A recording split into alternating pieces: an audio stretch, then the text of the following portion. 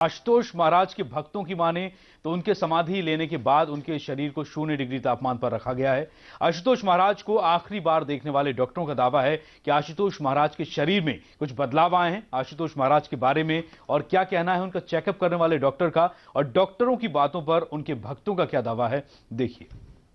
जब किसी इंसान की मौत होती है तो उसके शरीर से कुछ ही दिनों में बदबू आने लगती है। यही वो बात है जो हैरानी में डालती है। समाधि लेने के 8 दिनों में आशुतोष महाराज के शरीर में ऐसी कोई बात नहीं पाई गई। डिकम्पोज एक्चुअली उसमें फाउल स्मेल और वो सारी चीजें वो नहीं।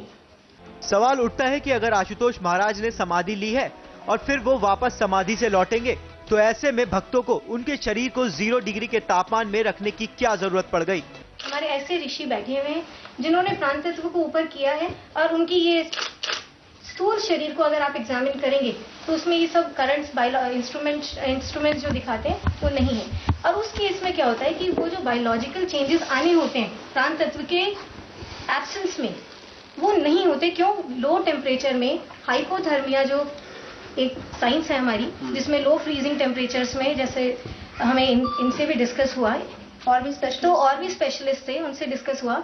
हाइपोथर्मिया एक एनवायरनमेंट ऐसा क्रिएट करता है, natural environment which is conducive to the body, which is not having that current of life in it, जिसके अंदर वो करंट ऑफ लाइफ नहीं है। प्राण तत्व ब्रह्मरंध्र में स्थित है, तो एक ऐसा कंड्यूसिव एनवायरनमेंट हिमालयन रेंजेस में होता है, ऐसी माइनस डिग्रीज में वहाँ टेम्परेचर होता है, तो वहाँ पर देह को ऑटोमेटिकली प्रिजर्वेशन मिलती है।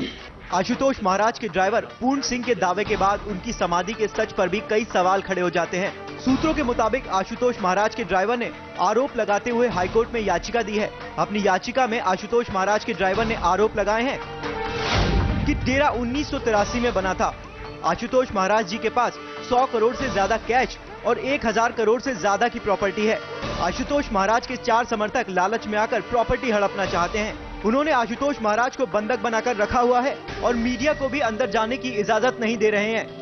तो ये रिपोर्ट आपने देखी और चर्चा के लिए लगातार मेहमान हमारे साथ बने हुए हैं। रुचिका भारती जी से मैं जानना चाहूंगा इस रिपोर्ट के पीछे। रुचिका जी, आपने जो सुना, इस रिपोर्ट पर आप क्या कहेंगी, जो ये जानकारी हमारी, जो ये जांच है?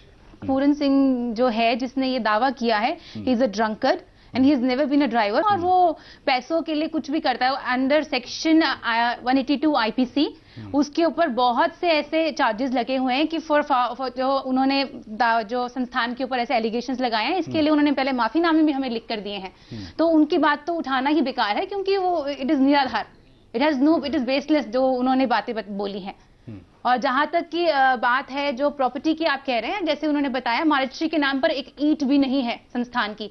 सोसाइटी एक्ट के अंडर हमारा सारा सिस्टम चलता है, कॉन्स्टिट्यूशनल लॉ के अकॉर्डिंग सारा है। यहाँ पर एक फेयर, बिल्कुल खुली किताब है संस्थान। कोई भी आए, आप देख सकते हैं, ऐसा कुछ भी नहीं है जो हम छुपा रहे हैं। जो प्रॉपर्टी का डिस्प्यूट है, किसी व्यक्ति विशेष के नाम पर, महाराज के नाम पर एक पाई भी नहीं है संस्थान की। सोसाइटी का पैसा है और सोसाइटी के वेलफेयर के लिए महाराज ने इतने हमारे प्रोजेक्ट्स चले, अंतर्दृष्टि, अंतरक्रांति, संतुलन, ये सब का सब सोसाइटी का पैसा है। उन्हीं के वेलफेयर के लिए हम लोग इस्तेमाल करें। पूर्ण सिंह ने अपनी याचिका में दावा किया है कि आशुतोष महाराज से किसी को मिलने नहीं दिया जा रहा है। अभी महाराज जी के दर्शन तो जब महाराज जी जागृत अवस्था में होते हैं तब भी उनकी आज्ञा के अनुसार ही होते हैं। तो जब उनकी आज्ञा होगी, जब वो बाहर आएंगे समाधि से, तब आपकी